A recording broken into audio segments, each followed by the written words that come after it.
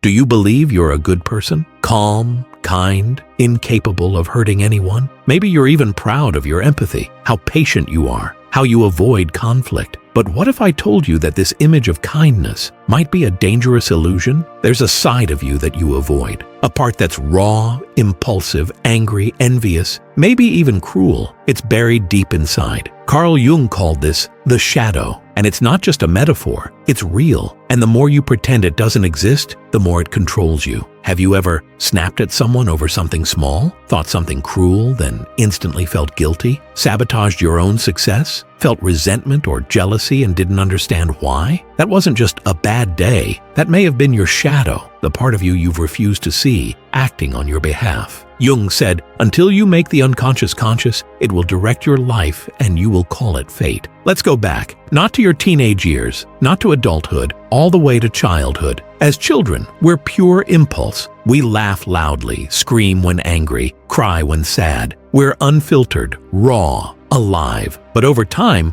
we're taught, good boys don't cry, good girls don't get angry, behave. So what do? We bury the feelings. We suppress the wild parts. We learn to pretend. We create a mask, polite, responsible, likable. But what happens to the parts we hide? They don't disappear. They go into the basement of the mind. They become the shadow. And here's a harsh truth. It's not just your flaws down there. It's also your courage, your ambition, your boldness. Traits society told you were too much. The shadow doesn't stay silent. It leaks out. In your toxic relationships, in your passive-aggressive remarks, in your jealousy disguised as opinions, in your fear of rejection. Let's say someone gets a promotion at work. You smile and say, good for them. But deep inside, something twists. That envy, that's your shadow whispering, why not me? Or imagine a friend says something small and you explode. Not because of what they said, but because your shadow had been waiting for a reason. The shadow is the reason good people sometimes do terrible things. This isn't theory, it's been proven.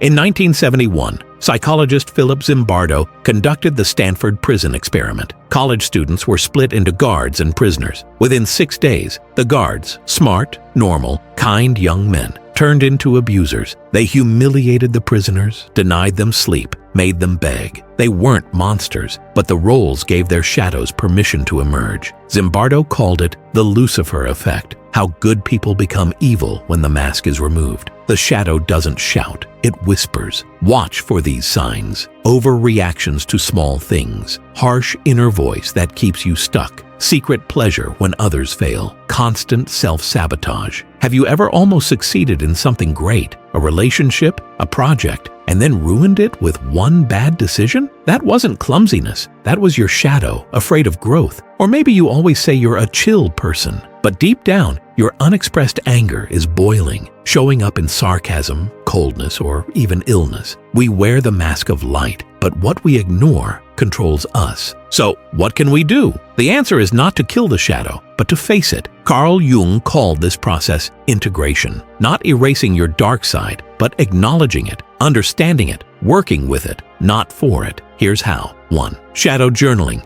Write uncensored. Let it all out. The envy, the rage, the fear. Admit what you've been pretending not to feel. Example, I feel jealous of my friend's success and I hate that I do. Writing it doesn't make it worse. It makes it real. And when it's real, it can't control you. 2. Track your emotional triggers. Who irritates you? What makes you furious? What do you constantly judge in others? Often, those are reflections of your own repressed traits. Example, you hate loud people? Maybe you've buried your own voice for too long. 3. Dialogue with your shadow. Look in the mirror and say, I see you. You are part of me, but you don't get to run the show. This is not self-hate. It's self-ownership. Do you still think you're a good person? You might be, but not because you've avoided the dark. You are good when you face your cruelty, your selfishness, your envy, and choose not to act on them. That's real strength. That's maturity. True light isn't denial. It's clarity. The shadow is not your enemy. It's your path to freedom. Because once you see all of yourself, light and dark, nothing can control you. Not your past, not your pain, not your fear. That's what real freedom looks like. If this message resonated with you,